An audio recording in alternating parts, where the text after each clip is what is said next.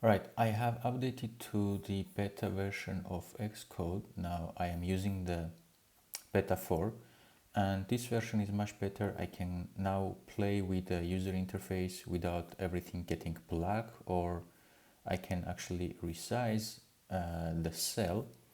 So what I'm going to do is to change the cell size to be the exact same size as our collection view. It doesn't have to be 100% the same on our user interface because we are going to do this in the code anyway. Just enlarge it as much as you can, and then we're going to add an image view to it.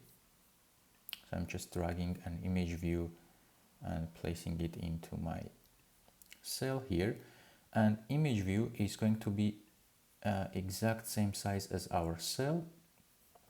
So make sure you use blue guidelines, and then we set 0 on all sides as our auto layout constraints there.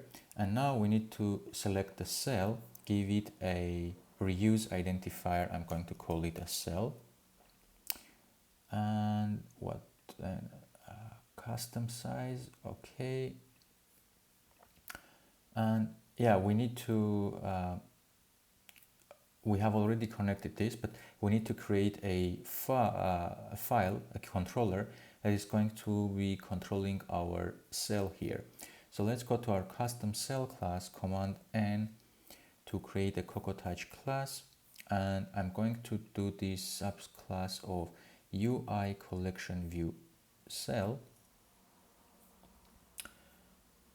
and let's give it a name, and this is going to be image collection view cell, and click next, click create, and let's jump back to our main storyboard and make sure you have selected the cell here and set the class to image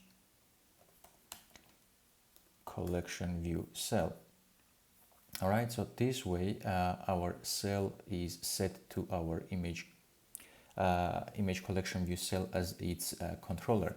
And the last thing we need to do is just select the image collection view, go to the connections, and data source we just drag to our view here, and then the delegate, again we drag it to our view, will be our view. So it's like saying itself, the delegate and data source of our collection view equals to self in the code. And then let's select our image collection view here, and we're going to change the scrolling from vertical to horizontal because we want to scroll left to right and not up and down, so we can slide our images. Right, this is all as far as I can see, and in next lecture we are going to write the code to start displaying our item in our newly created view.